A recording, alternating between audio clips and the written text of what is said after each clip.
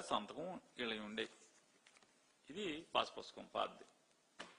జగన్ గారు వచ్చిన తర్వాత వీళ్ళు చెప్తున్నారు కదా, జగన్ గారు బొమ్మ వేసుకున్నాడని. ఈ బొమ్మ వేసుకున్న పాస్ పుస్తకం ఇది. అట్ట చూపించాలా అన్నాడు. అట్టని మొన్న చూపించా, మళ్ళీ ఇవాళ కూడా చూపిస్తున్నా. ఇదిగో జగన్ గారు ఇచ్చినటువంటి, జగన్మోహన్ రెడ్డి గారి ప్రభుత్వం ఇచ్చినటువంటి పాస్ పుస్తకం అట్ట. ఇదిగో సరిపోయిందా? చూసుకున్నారా? పైన రాజముద్ర ఉంది, జగన్ గారి బొమ్మ ఉంది. వైఎస్ఆర్ జగనన్న శాశ్వత భూ హక్కు మరియు భూరక్ష పథకం, ఆంధ్రప్రదేశ్ ప్రభుత్వం రెవెన్యూ శాఖ. దాంట్లో రైతు ఫోటో, వివరాల కోసం క్యూఆర్ కోడ్. చంద్రబాబు గారి వీడియో ఉందండి, ఆయన ఏదో చెప్పారు, ఉందా? అది తర్వాత మాట్లాడదాం. ఒకసారి దాని గురించి కూడా మాట్లాడతా.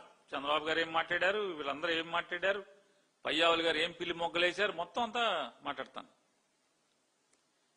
దాంట్లో ఆయన ఏం చెప్తాడంటే, ఏదో జగన్మోహన్ రెడ్డి గారి పుస్తకంలో ఏముంది, ఏమి లేవు, ఊరికే జగన్ బొమ్మ ఉంది, మా దగ్గర చాలా ఉన్నాయని చెప్పాడు. ఇది వాళ్ళు ఇచ్చిన పుస్తకం, దాన్ని కూడా చూపిస్తాను.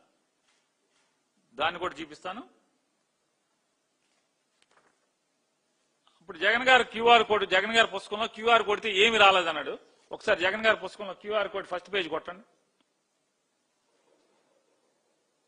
ఫస్ట్ పేజ్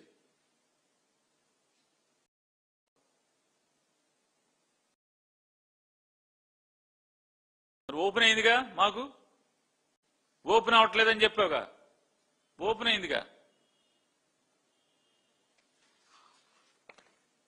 సరే, దాంట్లో ఇంకో క్యూఆర్ కోడ్ ఉంది, ఇది కూడా కొట్టండి.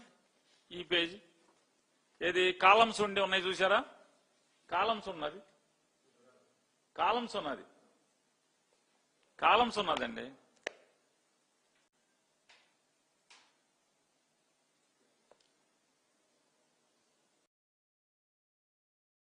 ఉన్న క్యూఆర్ కోడ్ కొట్టండి. వచ్చింది కదా, ఓపెన్ అయిందిగా. సరే, ఇది కొట్టండి అండి. కోఆర్డినేట్స్ ఉన్నాయి కదా, ప్రతి పొలానికి మ్యాప్తో పాటు 8 రేఖాంశాలు అక్షాంశాలతో కూడినటువంటి ఈ లాంగిట్యూడ్ లాటిట్యూడ్ వచ్చినాయి కదా, దాని వివరాలు. మ్యాప్ కూడా కొట్టండి. మ్యాప్ దగ్గర క్యూఆర్ కోడ్ కొట్టండి.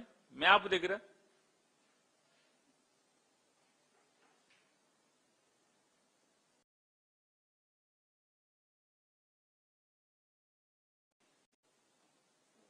చూడు, లాంగిట్యూడ్ లాటిట్యూడ్ వస్తాయి.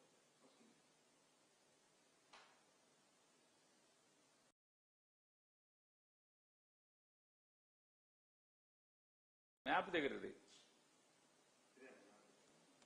బొమ్మ. మ్యాప్ అంటే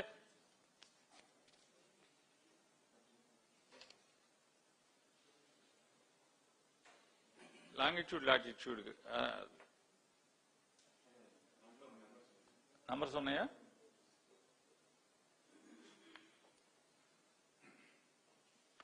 లాంగిట్యూడ్ లాటిట్యూడ్ వస్తుంది.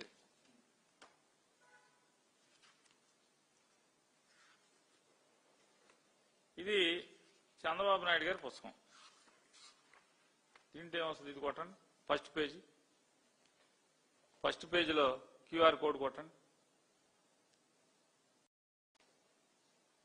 అదే కదా వచ్చింది, మీ పుస్తకం తెరిస్తే అదే వచ్చింది. పోతే మ్యాప్ ఉన్న చోట కొడదాం. మ్యాప్ ఉన్న చోట కొట్టండి. ఇది ఆ ఫీల్డ్ మ్యాప్ ఉన్న చోట, ఫీల్డ్ మ్యాప్ ఉన్న చోట కొట్టండి ఫోన్లో.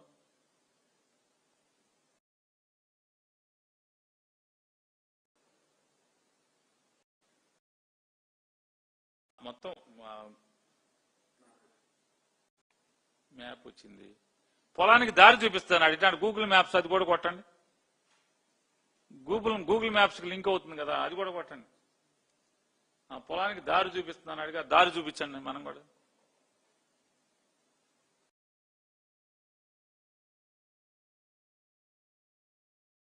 పొలానికి దారి చూపిస్తుందండి. ఆ పొలానికి దారి చూపించింది.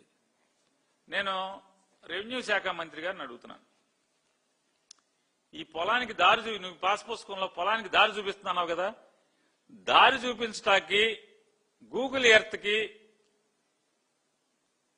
జియో కోఆర్డినేట్స్ ఎక్కడి మీకు అని అడుగుతున్నాను. జియో కోఆర్డినేట్స్ ఎక్కడి మీకు?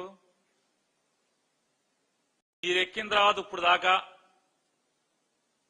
సర్వే చేసి పాస్ పుస్తకం ఎక్కడన్నా ఇచ్చారా?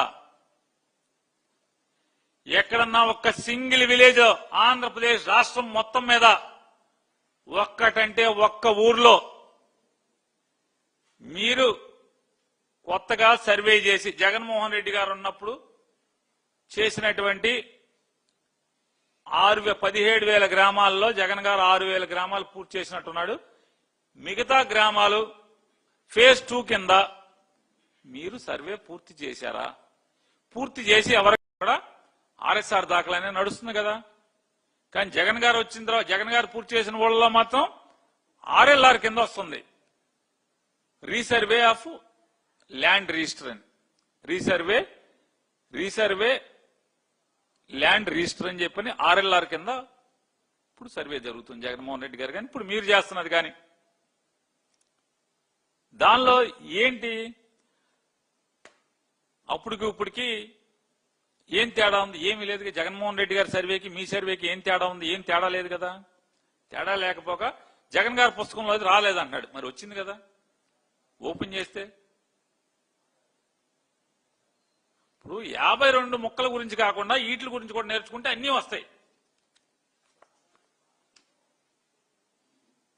52 గురించి కాదు, వీటి గురించి కూడా నేర్చుకోండి.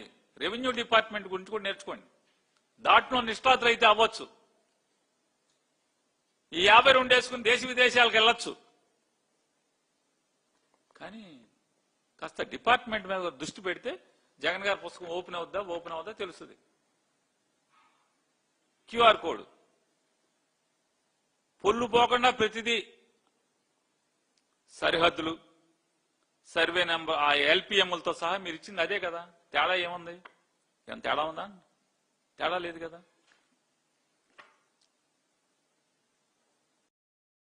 1926 నుంచి 32 తర్వాత నారా చంద్రబాబు నాయుడు గారు ఇప్పటికి రామారావు గారిని వెన్నుపోటు పొడిచి 1995లో ముఖ్యమంత్రి అయిన దగ్గర నుంచి ఈ రోజు దాకా, అంటే 2019 దాకా ఏ రోజన్నా ప్రజలు రైతులు పడుతున్నటువంటి ఇబ్బందుల్ని అడ్రస్ చేస్తా ఎప్పుడన్నా ఆలోచన చేశారా అని అడుగుతున్నాను.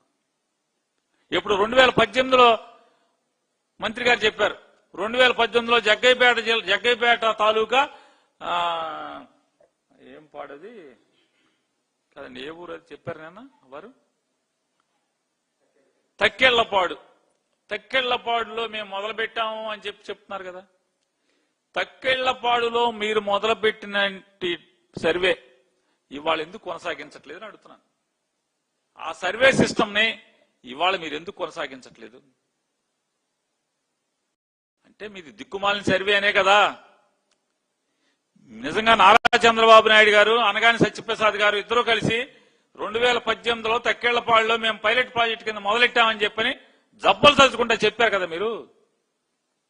మీరెందుకు మీ సర్వేని, ఆ సిస్టమ్ ని వాళ్ళు ఎందుకు కొనసాగించట్లేదు?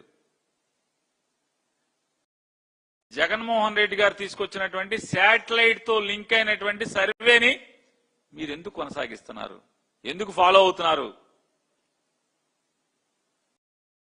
అంటే మీరు ట్రెండ్ సెటర్ కాదు, మీరు చంద్రబాబు నాయుడు గారు ట్రెండ్ ఫాలోవర్ కదా మీరిద్దరు.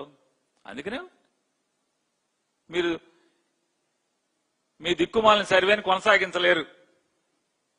రెవెన్యూ మినిస్టర్ గారు నేను గట్టిగా ఛాలెంజ్ చేస్తున్నా, నిజంగానే మీరే సర్వే మొదలెట్టా అని చెప్తే 2018లో మీరు ఏ సిస్టమ్ అయితే మీరు మొదలుపెట్టా అని చెప్తున్నారో దాన్ని ఎందుకు మళ్ళా కొనసాగించట్లేదు అంటున్నాను.